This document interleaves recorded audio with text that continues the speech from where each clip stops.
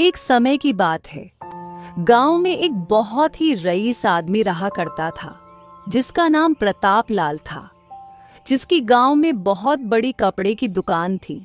उस पूरे गांव में एक ही कपड़े की दुकान थी। गांव में एक ही कपड़े की दुकान होने के कारण वह बहुत ऊंचे दाम में कपड़े बेचता।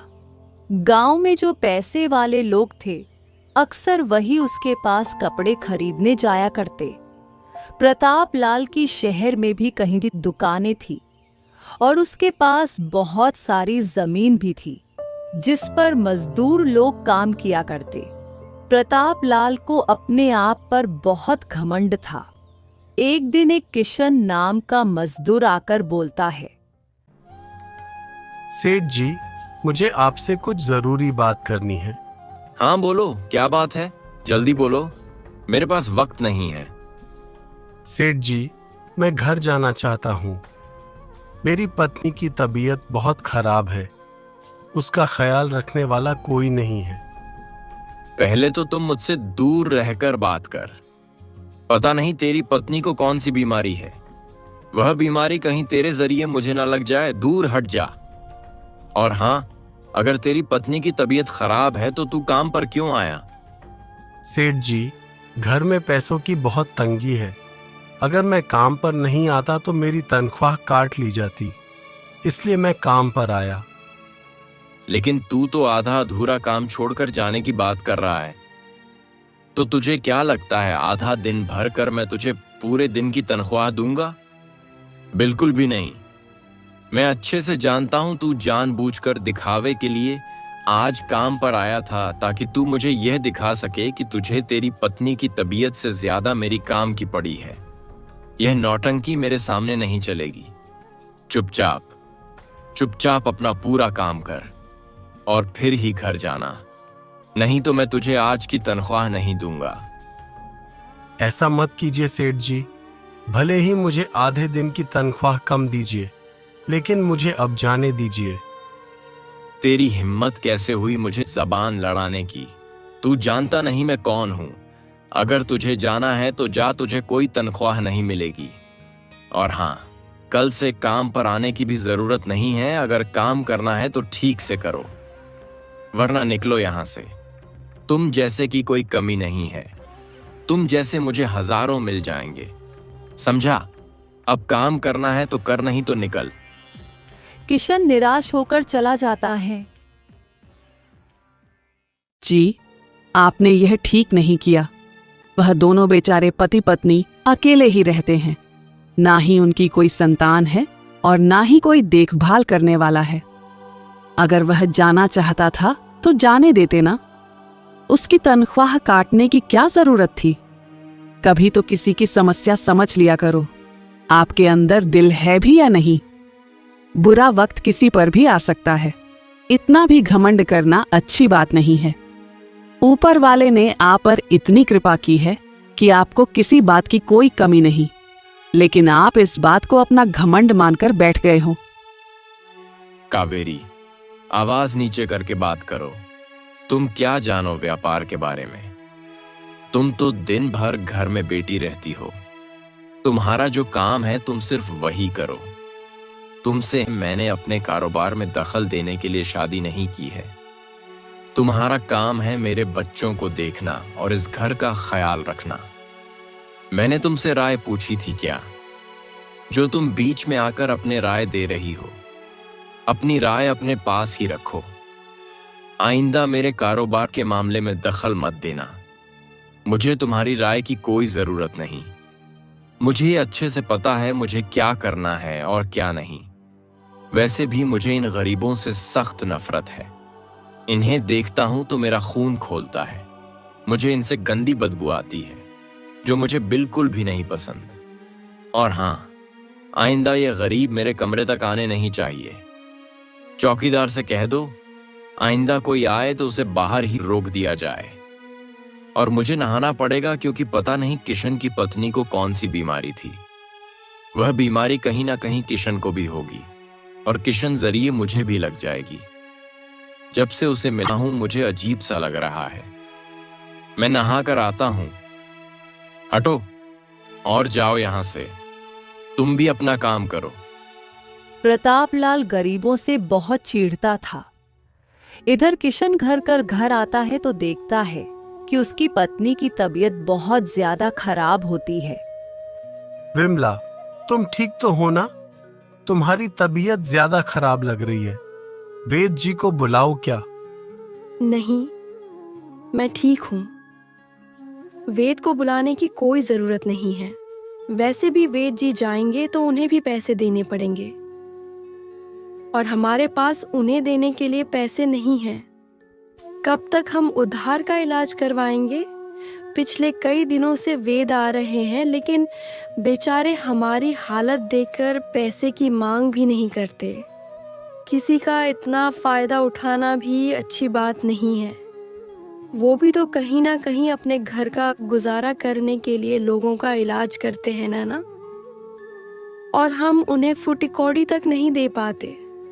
अब तो उन्हें बुलाने भी शर्म से आती है। कोई ज़रूरत नहीं है उन्हें बुलाने की। मैं ठीक हूँ। ऊपर वाले को जब अपने पास बुलाना होगा वह बुला लेगा। ईश्वर की मर्जी के आगे हम कुछ नहीं कर सकते। आप मेरी चिंता मत कीजिए, जो होगा सो होगा। मरने की बात मत करो विमला। मेरा तुम्हारे अलावा इस दुनिया में है ही कौन? अगर तुम चली जाओगी तो मैं कैसे जीऊंगा? अकेले कैसे रहूंगा? मैं जानता हूं तुम्हें कुछ नहीं होगा। ईश्वर जरूर तुम्हारी तबीयत ठीक कर देंगे। तुम ऐसी बातें मत करो। बोलते बोलते किशन की आंखों में आंसू आ जाते हैं। वह घर से बाहर मंदिर में जाता है और ईश्वर से प्रार्थना करता है। हे भगवान, हमारी इतनी कठोर परीक्षा क्यों ले रहा है? क्या गलती हो गई? क्या तेरी भक्ति में मुझसे कोई कमी रह गई? किस बात से नाराज हो गए हो भगवान? मुझसे अनजाने में कोई अपराध बन पड़ा हो तो मुझे क्षमा कर दे, लेकिन विमला को इस बात की सजा मत दे। उसकी हालत देख मुझे बहुत रोना आ रहा है। कहीं ना कहीं उसकी हालत का मैं जिम्मेदार हूं। आज मेरी हालत ऐसी है कि मैं उसके इलाज के लिए वेद जी को तक नहीं बुला पाता। अगर मेरे पास पैसे होते, मैं अच्छी खासे पैसे कमा सकता, तो मैं विमला का इलाज शहर में बड़े अस्पतालों में कराता। मेरी विमला बिल्कुल ठीक हो जाती, लेकिन लालत है मुझ पर। मैं यह भी नहीं कर सकता। प्रभु, मैंने खुद का व्यापार करने की कई बार कोशिश की, लेकिन कुछ हाथ नहीं लग पाया। बदले में नुकसान ही होता गया, और फिर मजबूरन मुझे सेठ जी के यहां काम करना पड़ा, और वह भी इतनी कम तनख्वाह देते हैं जिसमें जैसे तैसे घर चलता है। इसमें मैं बीमारी के इलाज के लिए पैसे कहां से लाऊं? कुछ तो कीजिए प्रभु, कुछ तो रास्ता दिखाइए। ईश्वर के सामने बोलते बोलते किशन रो पड़ता है। कुछ दिन ऐसे ही बीत जाते हैं। किशन को अब प्रताप लाल का काम छोड़ चुका होता है, तो वह मटके बनाकर बेचता है, लेकिन उससे भी उसे बहुत कम कमाई होती है। जैसे तैसे वह 2 वक्त की रोटी का इंतजाम करता है। एक दिन प्रताप लाल के यहाँ एक बाबा आते हैं, जिनकी हालत बहुत खराब होती है। धूल मिट्टी से उनके कपड़े मैले हो जाते हैं और जगह जगह फटे होते हैं। वह प्रताप लाल से कहता है, बेटा, मुझे बहुत प्यास लगी है और भूख भी लगी है। कुछ खाने का दे दो। ए भिखारी, तेरी अंदर आने की हिम्मत कैसे हुई? तुझे बाहर किसी ने रोका नहीं। रामलाल, रामलाल, इस भिखारी को अंदर आने की इजाजत किसने दी? ये यहां आया तो आया कैसे? इसे अभी धक्के देकर बाहर निकालो। सेठ जी, बाहर कोई नहीं था, इसलिए मैं अंदर आ गया। आप ऐसा क्यों कहते हो सेठ जी? मैं तो सिर्फ एक वक्त की रोटी मांगी है और पानी मांगा है। बस इतना दे दो, मैं चला जाऊंगा। 3 दिन से मेरे पेट में अन्न का दाना तक नहीं है। दया कीजिए सेठ जी, कृपया मुझे कुछ खाने को दे दीजिए।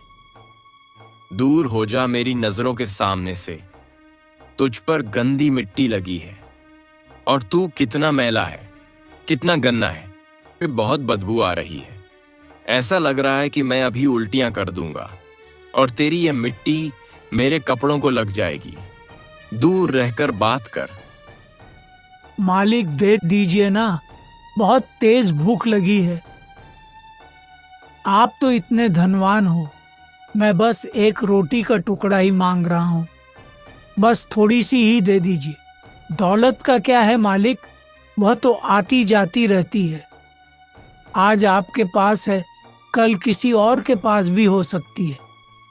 लेकिन अगर आप मुझे खाना खिलाते हो तो ये एक ऐसी दौलत है जो कभी कम नहीं होगी। किसी भूखे को खाना खिलाओगे तो बहुत बड़ा पुण्य लगेगा। नीच कहीं का, तुझे एक बार में समझ नहीं आता? तू मुझे मत सिखा कि मुझे क्या करना चाहिए क्या नहीं। निकल यहाँ से, तेरी वजह से मेरा घर गंदा हो रहा है। अपनी मनुष्यत यहाँ मत फैला। प्रताप लाल ये सब बोल ही रहा था, तभी प्रताप लाल के यहाँ इसका एक व्यापारी दोस्त आता है जो बहुत ही अच्छे दिल का होता है और गरीबों के प्रति उसके मन में बहुत दया होती है। उसे देख प्रताप लाल के तेवर बदल जाते हैं। वो सोच में पड़ जाता है। अरे यह मोहन सिंह कहाँ से आ गया? इसके सामने मुझे इस पे भिखारी से अच्छा बर्ताव करना होगा, नहीं तो मोहन को मेरी सच्चाई पता चल जाएगी। अगर उसे लगा कि मैं भिखारी से ऐसे बर्ताव करता हूं तो वह कहीं मुझे व्यापार करना ना बंद कर दे, क्योंकि मैं मोहन को अच्छी तरह से जानता हूं। उसे इन भिखारी से बहुत लगाव है। पता नहीं, लेकिन उसके मन में उनके लिए बहुत हमदर्दी है। अरे प्रताप लाल, किस सोच में पड़ गए? और यह कौन है? इनकी हालत तो बहुत खराब लग रही है।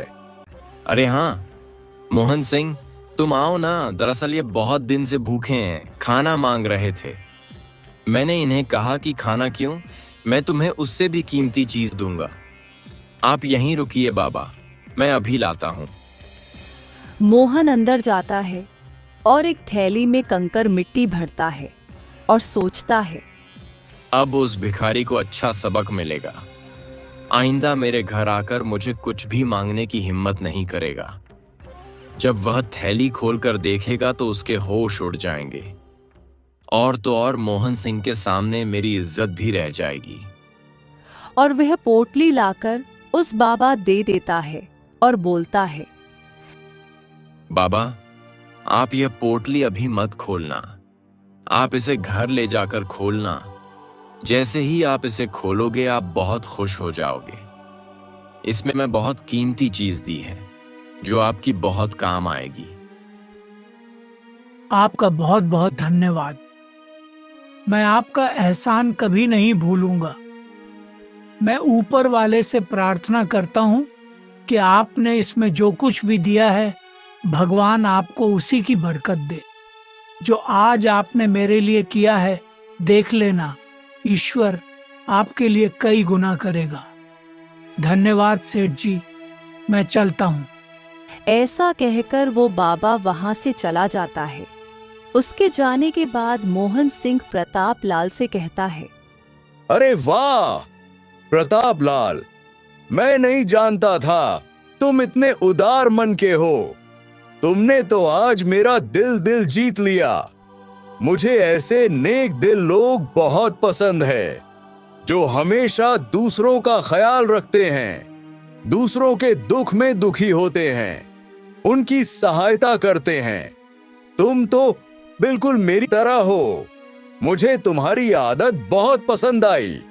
मैंने सोचा था तुम उसे खाना दोगे, लेकिन तुमने तो उससे भी बढ़कर उसे कीमती चीज दे दी। यह तुमने बहुत अच्छा किया। बेचारे की हालत बहुत खराब थी। हाँ मोहनलाल, वह तो मैं आए दिन किसी न किसी की मदद करता रहता हूँ। वह क्या है ना, मुझे गरीब लोगों पर बहुत दया आती है। जब मैं किसी गरीब को देखता हूं, मुझे बहुत दुख होता है। तो मेरी ओर से मैं जितना कर सकता हूं, मैं उनके लिए उतना कर देता हूं। वाह, जियो मेरे दोस्त। सचमुच मैं तुम्हें आज जान पाया हूं। मुझे तो तुम्हारे बारे में यह सब पता ही नहीं था। मुझे लगा तुम एक घमंडी किस्म के इंसान हो जो कभी किसी की मदद नहीं करते, लेकिन तुम तो बड़े छुपे रुस्तम निकले। चुप चुप कर लोगों की मदद करते हो। आज मैं इस वक्त नाम आया होता तो मुझे तो पता ही नहीं चलता। सचमुच आज तुम्हारा गरीबों के प्रति यह भाव देखकर मुझे बहुत अच्छा लगा। इधर किशन मटके बनाकर बेच रहा होता है। तभी वहां पर वही बाबा आता है और बोलता है, सुनो बेटे, क्या मुझे थोड़ा पानी मिलेगा? बहुत देर से प्यासा हूँ। हाँ हाँ, क्यों नहीं बाबा, आप आई ना, बैठिए। आपकी हालत तो बहुत खराब लग रही है।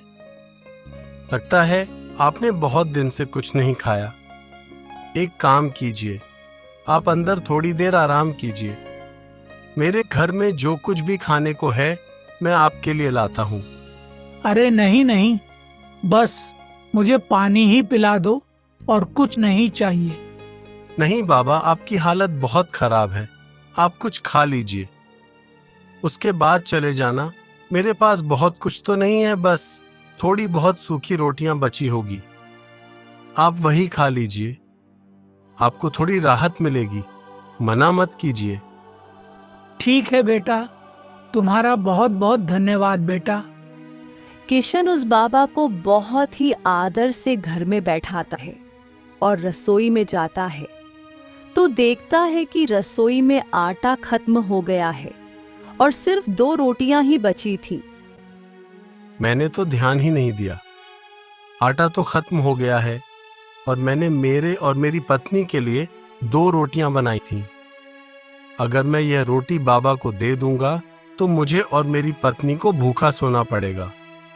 एक काम करता हूं, इनमें से एक रोटी बाबा को दे देता हूं। मैं विमला से कह दूंगा कि मेरा आज खाने का मन नहीं है और विमला को 1 रोटी दे दूंगा। वैसे भी बेचारी बीमार है, मैं उसे भूखा नहीं रख सकता और मैं इन बाबा को भी भूखा नहीं भेज सकता। उनकी हालत बहुत खराब है, मुझे तो आदत है भूखा रहने की। मैं 1 दिन और भूखा रह लूंगा।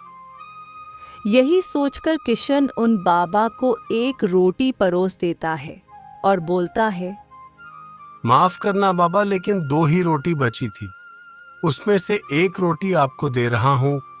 मेरी पत्नी बीमार है, इसलिए 1 रोटी उसके लिए रख दी, नहीं तो मैं वह भी आपको ही दे देता। क्षमा करना बाबा, शायद इस 1 रोटी में आपका पेट ना भरे। अरे नहीं नहीं बेटा, तुमने अपने हिस्से की रोटी दी है, यही मेरे लिए बहुत है। इसे तुम ही खा लो बेटा, मैं तुम्हें भूखा रखकर इस रोटी को नहीं खा सकता। अरे नहीं नहीं बाबा, आप खा लीजिए, मुझे तो आदत है, मैं अक्सर भूखा सो जाया करता हूँ। आप मेरी चिंता मत कीजिए, आपकी हालत बहुत खराब है, मुझसे ज्यादा आपको जरूरत है। आप खा लीजिए और आप तो मेरे अतिथि की तरह है। मेरे घर से कोई अतिथि भूखा जाएगा तो इससे बुरी बात मेरे लिए और कुछ नहीं होगी। कृपया आप खा लीजिए बाबा। बाबा किशन की बात मानकर वो रोटी खा लेते हैं। उसके बाद बाबा किशन से कहते हैं, बेटा, मैंने आज तक तुम्हारे जैसा इंसान नहीं देखा। सचमुच तुम्हारा दिल बहुत बड़ा है, तुम बहुत साफ दिल के हो। तुमने आज अपने हिस्से की रोटी मुझे दी है। मेरे पास तुम्हें देने के लिए एक चीज है, ये लो, तुम ये पोटली रखो बेटा। इस पोटली में कुछ कीमती चीज है जो मुझे एक बहुत बड़े आदमी ने दी थी। मैं इससे पहले उसके घर खाना मांगने गया था, तब उस बड़े आदमी ने मुझे यह पोटली दी थी और कहा इसमें बहुत कीमती चीज है। मुझे लगता है इस कीमती चीज की जरूरत मुझसे ज्यादा तुम्हें है। इस पर तुम्हारा हक है, क्योंकि तुमने न अपनी फिक्र ना कर कर मुझे अपने हिस्से की रोटी दी है, तो इसे तुम ही रख लो। अरे नहीं नहीं बाबा, ये आपकी अमानत है, ये आपकी चीज है, इसे आप ही रख लीजिए। मुझे क्यों दे रहे हैं? मैं जैसे तैसे अपना गुजारा कर लूंगा। इसे आप ले जाइए बाबा, ये आपको मिला है। नहीं बेटा, इसकी जरूरत तुम्हें ज्यादा है। मैं तो अकेला हूं। मेरा क्या है, मैं जैसे तैसे यहाँ वहाँ भटक कर अपना गुजारा कर ही लेता हूँ। मेरा कोई ठिकाना नहीं है बेटा, लेकिन तुम्हारी पत्नी बीमार है, उसका इलाज करना है। तुम्हें इसकी ज्यादा जरूरत है, इसे तुम रख लो।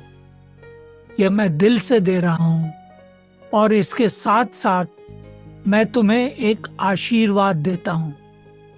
तुमने जितना मुझे दिया है, ईश्वर तुम्हें उसके कहीं गुना अन्न देगा। तुमने आज मेरा पेट भरा है। एक दिन तुम्हारे पास इतना धन होगा, इतना अनाज होगा कि तुम ऐसे कई लोगों के पेट भर सकोगे। तुम्हारे पास धन की कोई कमी नहीं होगी। भगवान करे इस पोटली में वही चीज निकले जिसकी तुम्हें जरूरत है, और तुम्हारी दिन दुगनी चार चौगनी तरक्की हो। आपका बहुत बहुत धन्यवाद बाबा। मैं चलता हूँ बेटा, खुश रहो। ऐसा कहकर वह बाबा वहां से चले जाते हैं। बाबा के जाने के बाद किशन वह पोटली खोलकर देखता है तो उसे पोटली में बहुत सारे सोने के सिक्के होते हैं। ये देख किशन की आंखें फटी की फटी रह जाती है। वो बहुत खुश हो जाता है। वो फौरन घर के बाहर दौड़ पड़ता है और उन बाबा को ढूंढता है, तो देखता है वह बाबा कहीं नजर नहीं आते। वह वहां से जा चुके होते हैं। इसमें तो बहुत सारे सोने के सिक्के हैं। उन बाबा की हालत कितनी खराब थी। शायद उन्होंने इस पोटली को खोलकर देखा ही नहीं। अगर यह पोटली मैं उनके सामने खोल देता तो इसमें से आधे सिक्के उनको भी दे देता, क्योंकि उनकी हालत भी खराब थी। उन्हें यह सिक्के काम आ जाते। पता नहीं कौन थे, कहां से आए थे, मुझे इतना सारा धन देकर चले गए। देख रही हो विमला, आज ईश्वर ने किस रूप में आकर हमारी मदद की है। विमला, इसमें इतने सारे सोने के सिक्के हैं कि मैं तुम्हारा बड़े से बड़े अस्पताल में इलाज कर सकूंगा। तुम पहले जैसे हो जाओगी, तुम पूरी तरह से ठीक हो जाओगी। विमला, और तो और हमारे खाने पीने की समस्या भी खत्म हो जाएगी। विमला, आज ईश्वर ने मुझे इतने सारे सोने के सिक्के दिए हैं, मैं इन सिक्कों को जाया नहीं जाने दूंगा। मैंने बहुत गरीबी देखी है, बहुत रातें मैंने पानी पीकर बिताई है। मैं इन सिक्कों से हमेशा गरीबों की मदद करूंगा, भूखे को खाना खिलाऊंगा। दोनों पति पत्नी बहुत खुश हो जाते हैं और दूसरे ही दिन किशन अपनी पत्नी को शहर के अस्पताल लेकर जाता है और वहां उसका इलाज करवाता है। कुछ दिन विमला का इलाज चलता है और फिर एक दिन विमला पूरी तरह से ठीक हो जाती है और फिर घर आ जाती है। देखा विमला, आखिरकार ईश्वर ने हमारी सुन ली। आज तुम पूरी तरह से ठीक हो। आज मैं बहुत खुश हूं विमला। भगवान तेरा लाख लाख शुक्रिया। आप बिल्कुल सही कह रहे हैं। भला हो उन बाबा का जो उस दिन हमारे घर आए थे। एक रोटी के बदले हमें कितना कुछ दे गए। सुनिए ना, मेरी एक इच्छा है। मैं चाहती हूँ कि हमारा भी एक बड़ा सा मकान हो जिसमें हम खुशी खुशी रहे। क्यों नहीं विमला, कितने दिनों के बाद तो तुमने अपनी इच्छा जताई है। अगर तुम्हारी यही इच्छा है तो मैं तुम्हारे लिए एक अच्छा सा घर बनाऊंगा।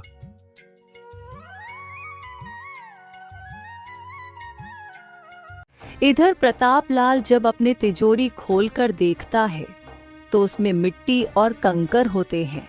यह देखकर प्रतापलाल के पैरों तले जमीन की खिसक जाती है। उसकी आंखें फटी की फटी रह जाती है।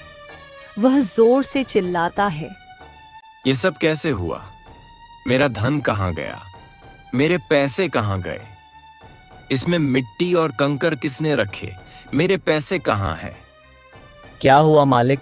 आप इतने चिल्ला क्यों रहे हैं? क्या बात है? निकम्मो नालायकों, तुम लोग कर क्या रहे थे? मेरे घर में इतनी बड़ी चोरी हो गई।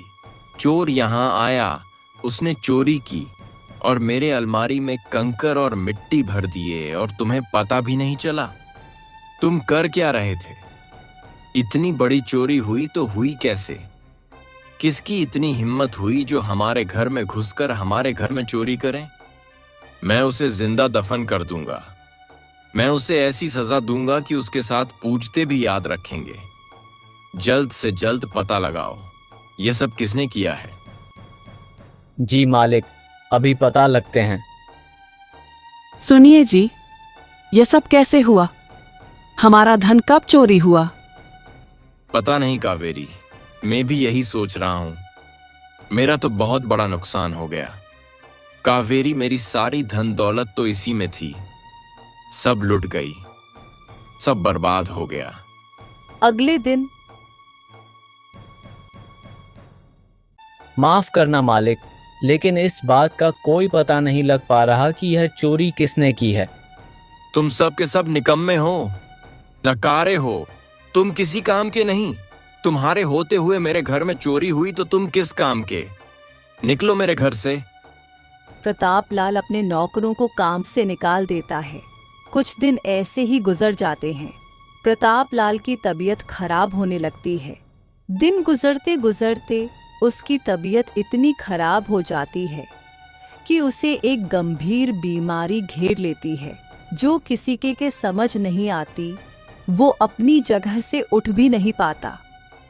वेद जी को बुलाया जाता है। ए वेद, मुझे क्या हुआ है? जल्दी से मुझे कोई ऐसी औषधि दे जिससे मैं जल्द से जल्द ठीक हो जाऊं। माफ करना, लेकिन मेरे पास इस बीमारी का कोई इलाज नहीं है। यह कोई साधारण बीमारी नहीं है। इसका इलाज मुझे नहीं लगता कि संभव है। तू वेद होकर कैसी बातें करता है? तुझे मेरा इलाज करना ही होगा। जल्द से जल्द मुझे औषधि दे। मुझे ठीक होना है। मैं उठ भी नहीं पा रहा हूं। मेरे पूरे शरीर में अजीब सी जलन हो रही है। मैंने कहा ना, मेरे पास इसका कोई इलाज नहीं है। और तुम्हारी बीमारी, मुझे नहीं लगता ये कोई बीमारी है। मुझे तो लगता है यह कोई श्राप है जो तुम्हें मिला है। जरूर तुमने किसी का बहुत दिल दुखाया है। जरूर किसी के साथ बहुत बुरा किया है जिसकी सजा तुम्हें मिल रही है। वेद के बच्चे, ये तू क्या कह रहा है? वेद होकर ऐसी बातें करता है? तुझे मैं मेरा इलाज करवाने के लिए बुलाया था और तू मुझे किसी का दिया हुआ श्राप बता रहा है। मैं इन सब चीजों को नहीं मानता। किसी की इतनी हिम्मत नहीं जो मुझे श्राप दे। तू चुपचाप मेरा इलाज करता है या नहीं? नहीं तो याद रखना, जिस दिन हम ठीक हो गए हम तुझे नहीं छोड़ेंगे। तुम कुछ भी कह लो सेठ, लेकिन मैं तुम्हारा इलाज नहीं कर सकता। मैं क्या, दुनिया का कोई भी बड़े से बड़ा वेद तुम्हारा इलाज नहीं कर सकता, क्योंकि तुम्हें कोई साधारण बीमारी नहीं हुई है जो इलाज से ठीक हो सके। मुझे तो लगता है तुम्हारे कर्मों की सजा है जो तुम्हें मिल रही है। नहीं तो अचानक किसी को इतनी बड़ी गंभीर बीमारी हो जाना या कोई मामूली बात नहीं है। मैं कुछ नहीं कर सकता, मैं जा रहा हूं। ए वेद के बच्चे, रुक, मैं तुझे छोड़ूंगा नहीं। याद रखना, मैं तुझे ऐसी सजा दूंगा जो तू जिंदगी भर नहीं भूलेगा। इतना सब हो जाने के बाद भी प्रतापलाल का घमंड नहीं जाता। वेद उसकी बातों को अनसुना कर वहां से चला जाता है। इधर किशन एक बड़ा सा घर बनाता है और उसमें रहने लगता है और किशन हर जरूरतमंद की मदद करता है। एक समय ऐसा आता है कि गांव में अकाल पड़ जाता है। गांव में किसी को फसल नहीं होती। अरे तुम लोग चिंता क्यों करते हो? मैं हूं ना। तुम लोगों को जब भी जरूरत पड़े तो मेरे घर जाकर अनाज ले जा सकते हो। आखिर बुरे समय में हमें ही एक दूसरे की मदद करनी है। तुम सभी गांव वाले मेरे लिए परिवार की तरह हो। बेझिझक तुम मेरे घर आ सकते हो। किशन लोगों की मदद करता है, उन्हें अनाज देता है। लोगों में बातें होने लगती है। लगता है किशन को कोई बहुत बड़ा खजाना हाथ लगा है। देखा नहीं पहले कैसा था और अब कैसा हो गया है। पहले तो टूटे फूटे घर में रहता था, अब तो उसने बड़ा सा घर बना लिया है और तो और सबकी मदद भी करने लगा है। उसके पास इतना सारा अनाज कहां से आया? मुझे लगता है कोई बहुत बड़ी बात है। किशन के पास बहुत पैसे हैं, तभी तो वह सबकी मदद कर पा रहा है। नहीं तो उसकी हालत तो हम लोगों को अच्छे से पता थी। अरे उसने तो वेद जी के भी सारे पैसे चुका दिए, जबकि उसने कभी वेद को पैसे नहीं दिए थे। वेद जी मिले थे, बता रहे थे कि किशन ने उनका सारा हिसाब किताब कर दिया है। और तो और किशन तो अब प्रताप लाल के यहाँ काम पर भी नहीं जाता। उसे तो कब का निकाल दिया गया था। लेकिन आज देख लो, बिना कुछ काम किए उसके पास इतना धन कहां से आया? ये सारी बातें प्रताप लाल का एक आदमी सुन लेता है और प्रताप लाल के पास जाता है। सेठ जी, मुझे बहुत जरूरी बात पता चली है, वही बताने में आया हूँ। जल्दी से क्या बात है? और तू दूर क्यों खड़ा है? मेरे पास आकर बोल। माफ करना सेठ जी, लेकिन आपके बदन से बहुत बदबू आ रही है। मैं आपके पास नहीं आ सकता। पता नहीं आपको कौन सी बीमारी हुई है, आपके शरीर से गंदी बदबू आ रही है। अगर मैं पास आया तो आपकी बीमारी मुझे भी घेर लेगी। मैं यही ठीक हूं। तेरी इतनी हिम्मत, तुम मुझसे ऐसी बातें कर रहा है। भूल मत, आज तक मेरे ही टुकड़ों पर पलता रहा है। माफ करना सेठ जी, जान है तो जहान है। मैं आपकी तरह बीमार नहीं पड़ना चाहता, और जो सच है वह सच है। आपको कोई गंभीर बीमारी हुई है, और मैं तो क्या आपकी पत्नी सेठानी भी आपके पास नहीं आती? तो हमसे तो यह उम्मीद करना छोड़ ही दो। मैं आपको आपके फायदे की बात बताने आया था, लेकिन अगर आप नहीं सुनना है तो मैं जा रहा हूँ। प्रताप लाल को उसके ऊपर बहुत गुस्सा आता है। वह मन ही मन सोचता है, यह 2 टके का नौकर मुझसे ऐसी बातें कर रहा है। अगर मेरे हालात इतनी खराब नहीं होती तो इसे इसके हाथ पैर यही तोड़ देता। लेकिन यह वक्त गुस्सा दिखाने का नहीं है। नहीं तो यह जो बात बताने आया है वह नहीं बताया, शायद मेरे धन से जुड़ी हो। प्रताप लाल गुस्से का प्याला पी जाता है और बोलता है, अरे रुक रुक, कहीं जाने की जरूरत नहीं है। तू वहीं खड़े रहकर मुझे वह बात बता। क्या बता रहा था? तुम्हें क्या पता चला है? आप हमारे गांव के किशन को तो जानते हैं ना, जो आपके खेत में काम किया करता था। उसी के बारे में बताने आया हूँ। आपने तो उसे काम पर से निकाल दिया था, और गांव में तो अकाल पड़ा है, और इस अकाल के समय में भी किशन के पास बहुत अनाज है। वह गांव में अनाज बांटता फिर रहा है, जरूरतमंद की मदद करता है। जिसको जितने पैसे की जरूरत होती है वह भी देता है। और तो और आप तो यह भी नहीं जानते कि उसने अपना एक बड़ा सा घर बना लिया है सेठ जी। और यह सब उसी दिन से हुआ है जिस दिन आपके घर में चोरी हुई थी। मुझे लगता है आपके घर में चोरी उसी ने की है। क्या बात कर रहे हो रामलाल? इसका मतलब वो किशन ही था जिसने मेरे घर इतनी बड़ी चोरी की। उसकी इतनी हिम्मत, जो मेरे घर में चोरी करता है और मेरे पैसे लोगों को बांट रहा है। यह मैं नहीं होने दूंगा। उन पैसों पर उसका कोई अधिकार नहीं है। वह पैसे मेरे हैं। तुम अभी जाकर उसके घर की तलाशी लो, तुम्हें वहां पैसे जरूर मिलेंगे। और वह सारा धन मेरे पास लेकर आओ और उस किशन को भी घसीटते हुए मेरे पास लेकर आना। मैंने उसे उस दिन थोड़ा क्या बोल दिया। उसने तो मेरी दौलत पर ही नजर रख दी। मैं सोच भी नहीं सकता था कि वो ऐसा कुछ कर सकता है। उसने मुझसे इस बात का बदला लिया है। तभी वहां पर प्रतापलाल की पत्नी आकर बोलती है, आप कब तक दूसरों पर इल्जाम लगाएंगे? आप मान क्यों नहीं लेते कि यह सब आपके कर्मों का नतीजा है? आपके कर्म ही ऐसे थे जो आज आपकी हालत ऐसी हो गई है। उस बेचारे किशन को क्यों सता रहे हो? जरा अपने अंदर झांक के देखिए, आप कैसे हो? आपने न जाने कितने लोगों के साथ जुल्म किए हैं, अन्याय किए हैं। ईश्वर आपको उसी की सजा दे रहा है। इसमें किशन की कोई गलती नहीं है।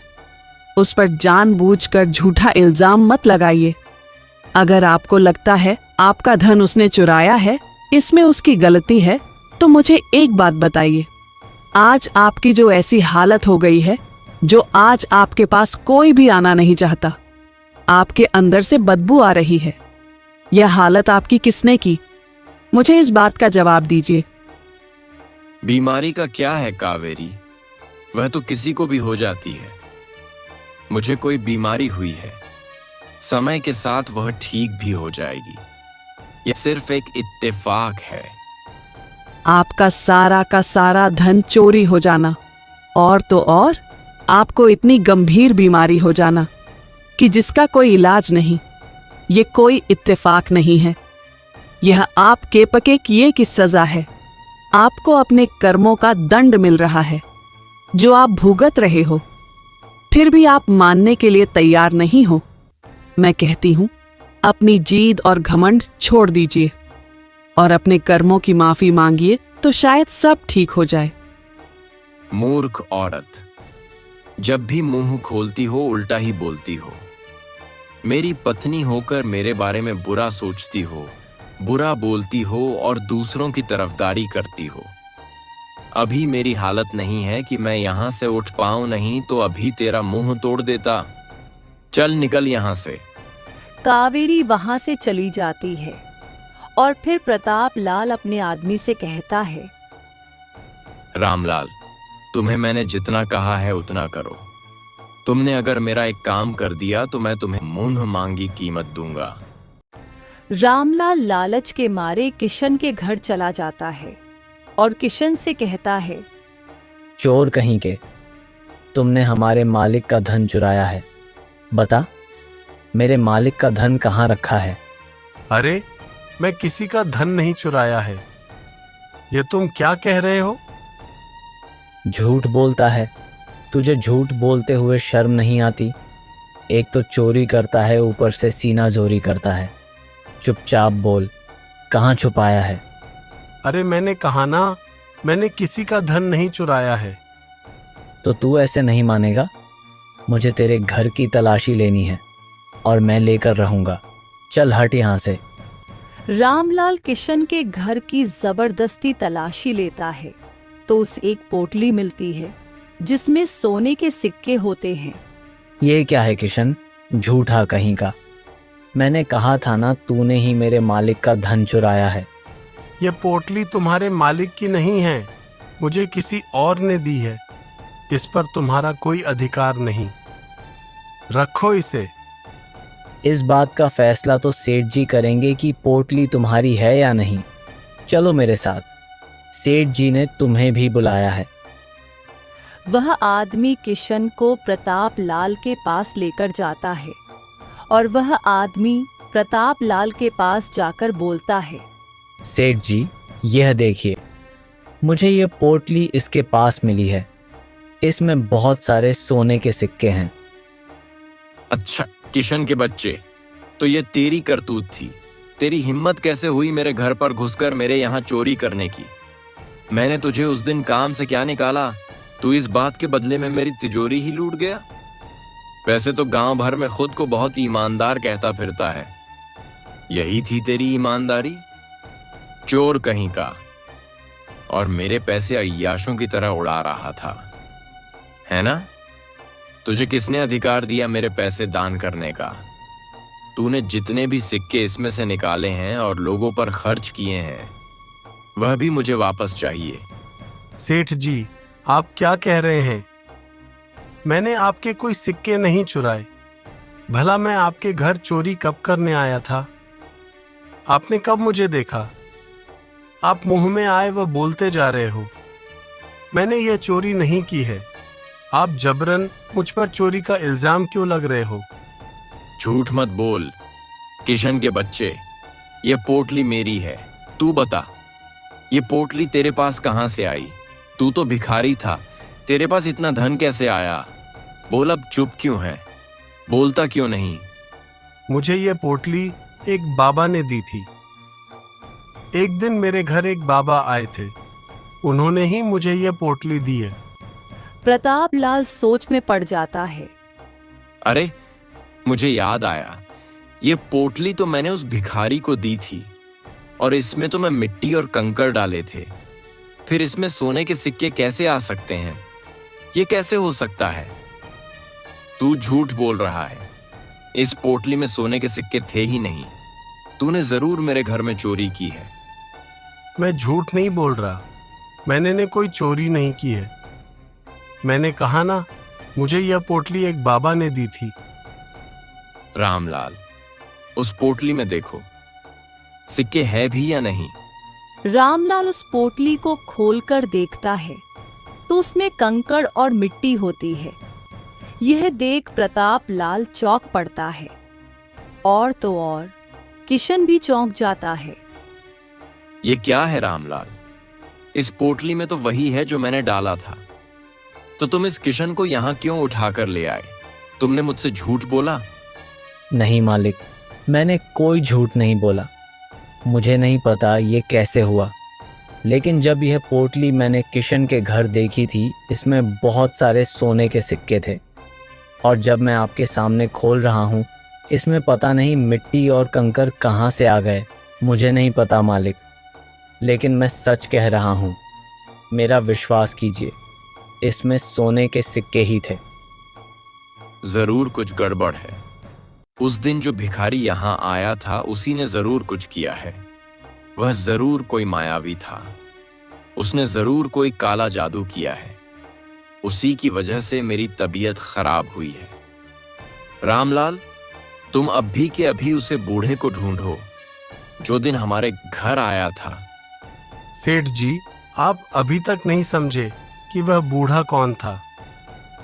वह बूढ़े बाबा कहीं ना कहीं आपकी परीक्षा लेने आए थे, लेकिन आपने उन्हें पोटली में मिट्टी और कंकर भरकर दे दिया। सेठ जी, आपके पास तो इतना कुछ था, फिर भी आपने एक वक्त की रोटी तक उसे न दी। जब वह मेरे पास आए थे, तब उन्होंने मेरे पास सिर्फ एक सूखी रोटी खाई थी, और जो पोटली आपने उनको दी थी, वही पोटली उन्होंने मुझे दी। लेकिन इस आशीर्वाद के साथ कि जो मैंने उनको दिया है, वह मुझे कई गुना बढ़कर मिलेगा। शायद उनके आशीर्वाद के चमत्कार से ही इस पोटली के अंदर जो मिट्टी और कंकर थे, वह सोने के सिक्कों में बदल गए। हमें अपने अपने कर्मों के हिसाब से फल मिला है, और कुछ नहीं। प्रताप लाल गहरी सोच में पड़ जाता है और बोलता है, मुझे याद आया, जब मैं उसे बाबा को पोटली दी थी, तो उन्होंने मुझे भी कहा था कि मैंने जो इसमें दिया है, मुझे वही मिलेगा। इसका मतलब यह सब उसकी वजह से हुआ है। उसकी वजह से मेरे तिजोरी का सारा धन मिट्टी और कंकर बन गए। मैंने उस दिन उनका बहुत अपमान किया था, उन्हें बहुत भला बुरा कहा था, उनकी बेइज्जती की थी। आज वही सब मेरे साथ हो रहा है। इसका मतलब सचमुच मेरी बीमारी ठीक नहीं होगी। यह मेरे कर्मों की सजा है जो मुझे मिल रही है। मैंने सच में बहुत लोगों का अपमान किया है। कावेरी सच कहती थी। भले ही उसके बोल कड़वे थे, लेकिन उसकी हर बात में सच्चाई थी। मैंने गुस्से में आकर उसे भी इस घर से निकाल दिया। मैंने बहुत गलत किया। सचमुच में बहुत बुरा हूं। मुझे उन बाबा को ढूंढना होगा।